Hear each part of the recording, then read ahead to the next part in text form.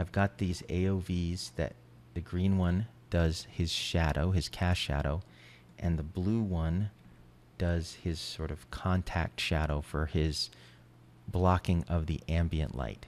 So let's kind of just start with each one in order. I'll start with this. We'll block the ambient light first, and then we'll do the ground shadow. And I'm going to do that again just using a couple grade nodes. I'm going to drop down a grade. I'm going to connect it to this input, the mask, and I'll use the blue as my mask. Here's the background. I'm just going to, for now, I'm going to multiply it completely. Well, let's see. That looks a little too dark, so I'm going to try to get something that's more like this color to multiply this so that I get the same ambient color of shadow. I don't want my shadows to look too different from, say, these really dark shadows under the car. So in order to do that, I'm going to color pick. Let's use the gain instead, and we'll use multiply to tune our overall brightness. So I'm going to use the gain control. I'm going to color pick, holding down Control and Shift under the car and drag to color pick this color as my color that I'm multiplying with. So there we have it. And now I'm going to turn down the gain controls of my viewer and sort of walk up and down until I get a feeling that these shadows sort of match something in this realm of these really dark shadows in the cracks, or something in this realm of these dark shadows here in these cracks, or maybe even on the concrete here. So I'm going to have to keep tuning this. I'm holding down Control and clicking there to get the bigger color picker. I feel like they still need more blue in them. They don't feel blue enough.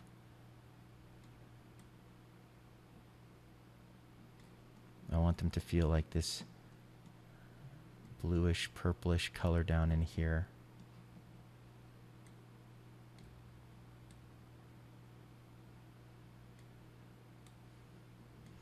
So let's go back to full color here, or full normal gain, reset the gain, and see how it feels. Maybe still not blue enough. Hard to say. Now, don't forget his feet are going to actually be covering this area, so let's view it with his feet covering. I think this is probably... See, the pole isn't blocking so much of the ambient, so we've got to be careful about how far we go with this ambient occlusion stuff. It may start to feel false if we're not careful with it. So at this point, I think I'm going to start bringing in my cast shadow because I'm having a hard time tuning this. I think this may be enough, but we'll see once I have the cast shadow in. So I'm going to use another grade node to do that. Another option would be to use a color correction node, which has its own curves built in for doing different areas, the bright areas versus dark. Let's use a color correction, because this is a great place to use the color correct node.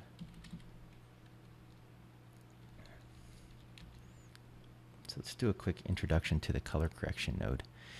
The color correct node can independently control shadows, midtones, and highlights. It also has sliders for the master, overall master color adjustments, and it can take a mask input.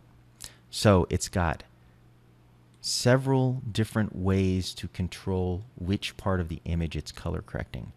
It's an extremely powerful node, but it's also very easy to abuse, because what's possible in this node is that you create very strong discontinuities in your color correction. For example, you could make, by adjusting highlights to be very dark, you can make the highlights get darker than the midtones, which then creates essentially an inversion or a posterization of your original color.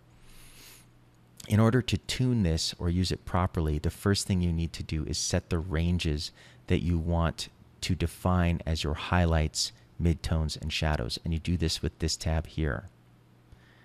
So if you check this checkbox test, it will show you a false color image of what is highlights, what are shadows, and what are midtones.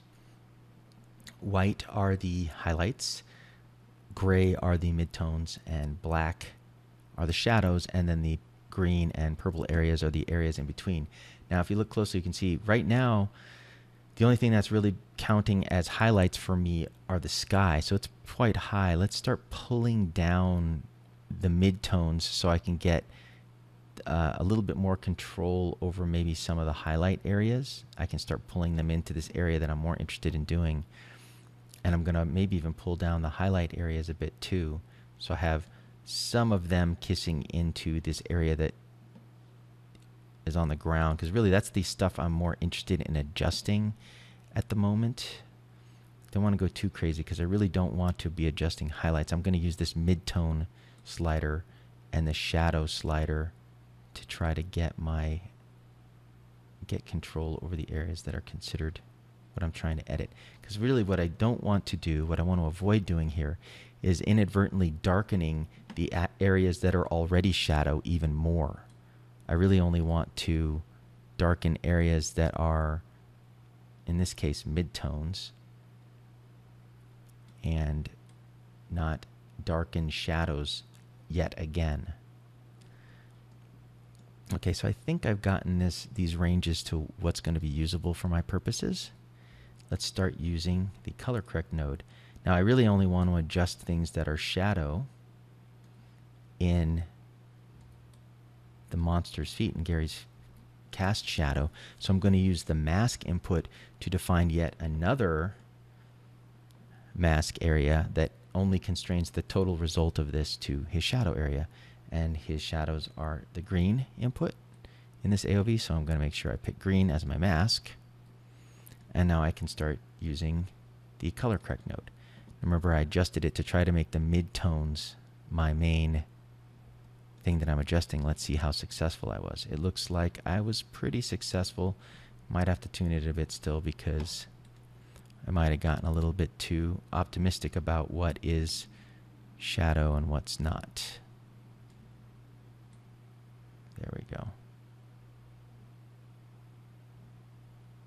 So I'll probably have to adjust these shadows a bit also, because you're seeing exactly what I was talking about, a sort of inversion of what is shadow, what's getting darkened and what's not. The cracks are staying brighter than the shadow that I'm creating, which is really not an ideal situation. I'm going to change my order of operations here also because I'm not super happy with this result I'm getting with his contact on his feet. I don't really care if they get darkened even more because they're hidden by his CG. So I'm going to move the grade for his contact shadow after this color correction. So let's get back here. Now, one of the easiest ways to make shadows look the color of what you're trying to make is to just simply multiply them by the color you want to make them. So I'm going to color pick this gain to be this color here. And you'll notice it got too dark because it's multiplying that by this color. But that's not a problem. I can go in and I can adjust the amount by adjusting the value slider here.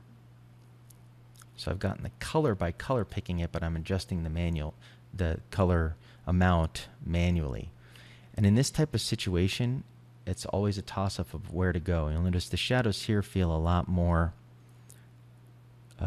saturated than the shadows under the pole here. So it's kind of my choice. I probably split the difference between the two. I do want them to have some color, but I don't want them to stand out. So since this is a bigger area, I want to make sure that I get something that feels about the same as that. About the same darkness as that. But also I've got this that is obviously right in frame as well. So I've got it's this fine dancing act between which is going to be right. And I've got to darken the shadow areas as well here. So let's go ahead and I'm going to drag this knob over to the gain of the shadows, its knob, to copy the values over into it. So now I'm doing the same amount to each, but I'll adjust that in a second just to make sure that these shadows match, but I wanted to get the general settings over. And my highlights, some of my highlights were defined to be these big areas here, so I can either adjust that by using my ranges here until they go away, and I think that's probably my best strategy here, because I really don't want any of this ground to be considered highlight. So there we go. Told it to disregard all that stuff. And my shadows are starting to look pretty convincing. Let's look at Gary over it and see how it's doing. I think I'm pretty happy with that for now. I might go a little darker in these mid-tone areas. So I'm gonna control click this to get the big color picker and then drag this down just a bit, the value, to multiply this by a darker value. It's bothering me quite a bit that these two don't match. This shadow here doesn't match that shadow, and I'm splitting the difference, and yet it's still, you know, my shadow of Gary doesn't match this or that, but you got to pick your battles. So let's adjust the crack in there and see if we get this right. You notice I went a little too far. The crack is starting to feel darker than that. So we'll go to the midtones or the shadows here, control click, and I'll not hit them quite so hard. I'm basically brightening them up just a bit.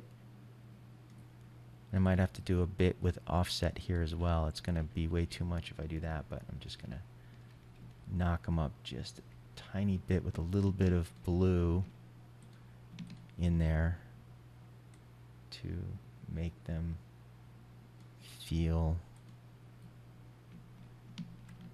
similar.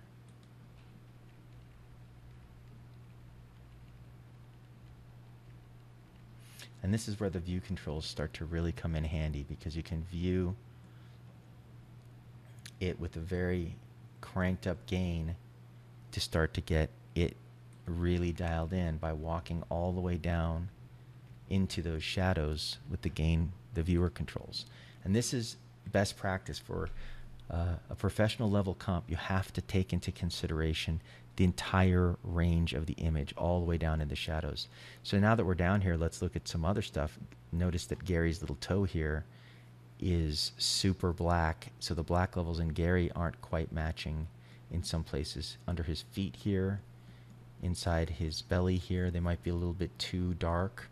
Inside his mouth, you notice Medusa's saturation is maybe too much for some areas compared to the plate. We'll worry about that in a second. Let's worry about inside Gary's mouth and his black levels here compared to the rest of the shot.